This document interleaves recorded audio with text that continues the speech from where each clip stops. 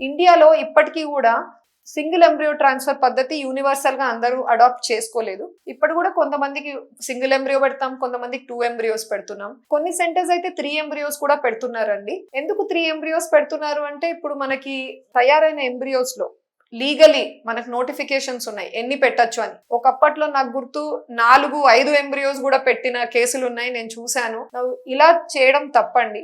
ఎందుకంటే ఎక్కువగా ట్రాన్స్ఫర్ చేసి సక్సెస్ అయితే వచ్చే అవకాశాలు ఎక్కువ ఉంటాయి కదా.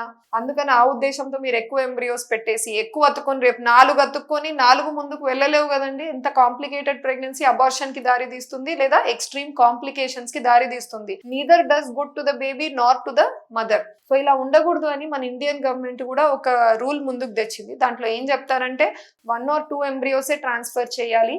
తప్పని పరిస్థితిలో కొన్ని కేసుల్లో 3 ఎంబ్రియోస్ పెట్టచ్చు. అవి ఎటువంటి కేసులు అంటే పాస్ట్ లో 2-3 సార్ల కంటే ఎక్కువ సార్లు IVF జరిగి ఫెయిల్ అయిన వాళ్ళు, లేదా ఏజ్ 35 సంవత్సరాల కంటే ఎక్కువ ఉన్న వాళ్ళలో, అదర్వైజ్ రిపీటెడ్ గా అబార్షన్స్ అవుతున్న వాళ్ళు, వీళ్ళలో పెట్టుకోవచ్చు అంటారు. కానీ ఫోర్స్ చేయరు ఎవరు కూడా సెంటర్. ఇప్పుడు మేము 49 లో కంపెనీ లెవెల్లో మా ప్రోటోకాల్ ప్రకారంగా మోర్ దెన్ 2 ఎంబ్రియోస్ మేము ట్రాన్స్ఫర్ చేయట్లేదు any longer. Only 1 or 2 embryos పెడుతున్నామండి. అండ్ ఇంతకు ముందు సిజేరియన్ అయింది, ఆల్రెడీ కిడ్ ఉన్నారు, లేదా 2 సిజేరియన్లు అయ్యాయి, మళ్ళీ ప్రెగ్నెన్సీ కావాలనుకుంటున్నారు, ఇలాంటి వాళ్ళకైతే నా సజెషన్ సింగిల్ ఎంబ్రియోతో వెళ్ళడం better.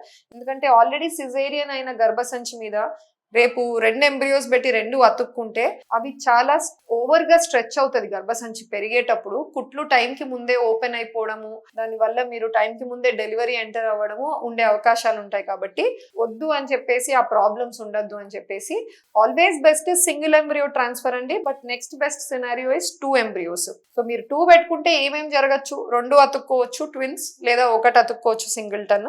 But sometimes unfortunately fail అయితే మీకు ఎక్స్ట్రా ఎంబ్రియోస్ ఉంటే మళ్ళీ మీరు ట్రాన్స్ఫర్ ప్లాన్ చేసుకోవచ్చు. Thank you.